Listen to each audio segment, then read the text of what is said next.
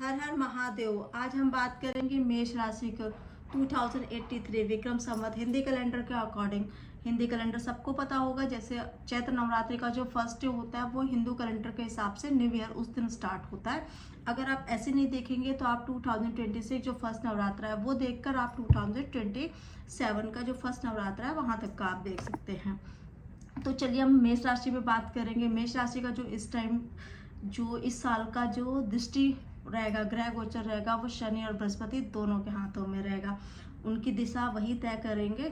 जैसे कि अभी मेष राशि पे 7.5 चल रही है, उसका प्रथम चरण चल रहा है मेष राशि पर, तो वो भी मेष राशि वालों को चेंजेस दिख गए होंगे अपने लाइफ में। अब हम बात करेंगे करियर और व्यवसाय की। करियर कैसा रहेगा? विदेश संपर्क अच्छे रहेंगे। अगर जो एक्सपोर्ट इम्पोर्ट का जो काम कर रहे हैं उनको नई अपॉर्चुनिटी मिलेंगी। उनकी जो डील्स हैं वो अच्छी होंगी और बेहतर होंगी पहले से। उनका जो भी डिजिटल मीडिया से रिलेटेड काम है वो बहुत अच्छा रहेगा।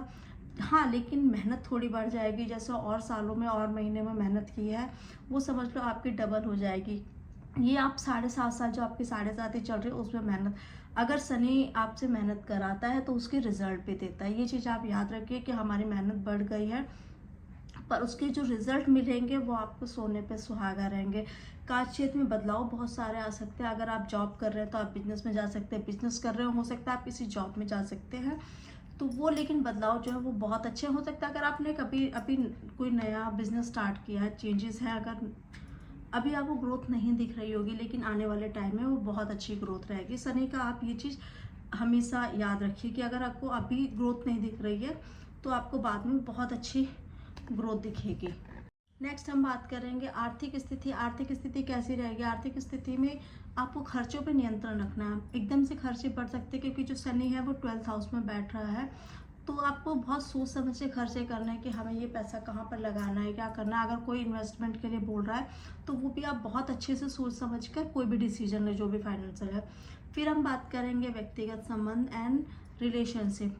रिलेशनशिप में परिवार में जो भी है, कोई हम वाहन खरीदने का अगर सोच रहे हैं तो वो हो सकता है, कोई प्रॉपर्टी खरीदने की सोच रहे हैं वो हो सकता है, कोई रेनोवेशन हो सकती है, कुछ भी ऐसा हो सकता है। प्रेम और संतान की तरफ लेकर चले, अगर आपकी कोई बच्चा अविवाहित है तो उसके लिए कोई शादी के प्रस्ताव, अगर आप अविवाहित है तो कोई प्रस्ताव आ सकता है।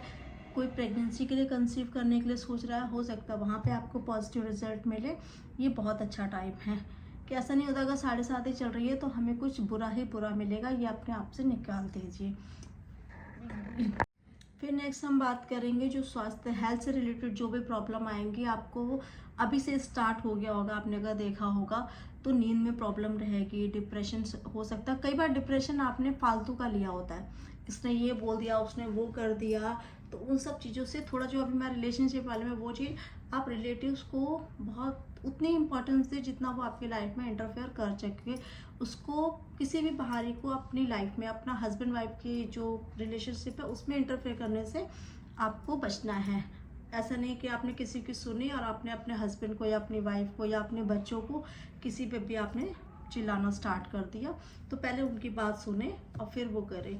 नींद से रिलेटेड प्रॉब्लम आ सकती है, डिप्रेशन से हो सकती है। डिप्रेशन जो है वो फालतू का ही होने वाला है, ऐसा नहीं वो डिप्रेशन नाम की वैसे कोई चीज़ होती नहीं है, पर जो डिप्रेशन होगा, आपको टेंशन रहेगी, तनाव रहेगा, वो फालतू का होने वाला है।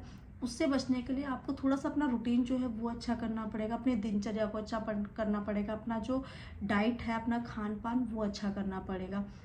विक्रम समृद्धि के जो मुख्य पड़ाव हैं वो मैं आपको बताती हूँ। जो आपका करियर और यात्रा, जो चैत्र से आषाढ़ का जो महीना है, इसमें आपको करियर से लेकर यात्रा से रिलेटेड, यात्रा आपकी बहुत अच्छी होने वाली है। जो भी आप इस टाइम पे ट्रैवल करेंगे वो बहुत अच्छा होने वाला है।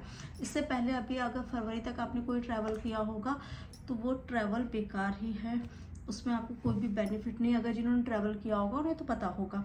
श्रावण से जो कार्तिक का महीना रहेगा वो पारिवारिक कोई गुड न्यूज़ आ सकती है, कोई प्रेगनेंसी की न्यूज़ मिल सकती है, कोई भी ऐसा मतलब फंक्शन या प्रोग्राम कुछ भी सुनने को मिल सकता है। मार्च 1 से जो फागुन का महीना रहेगा उसमें किसी का रिजल्ट अच्छा आ सकता है। अगर आपका बच्चा कोई एग्ज़ाम क्रैक कर रहा है या किसी जॉब के लिए वो कर रहा है तो उस टाइप का कुछ भी, तो आप देख लीजिएगा किस टाइम पे कौन सा समय आपके लिए अच्छा है।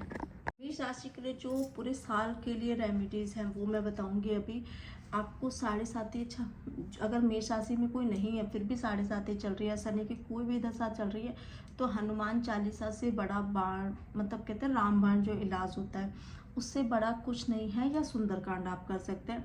तो आपको मंगलवार या शनिवार को हनुमान चालीसा जरूर करनी है। अगर डेली कर सकते हैं तो बहुत अच्छा है। जो कपड़े हैं इस साल लाइट कलर थोड़े से अवॉइड करें, आप डार्क कलर में ज़्यादा जाएं, जैसे रेड, ऑरेंज, मस्टर्ड, येलो, इस टाइप के कलर आप ज़्यादा पहने।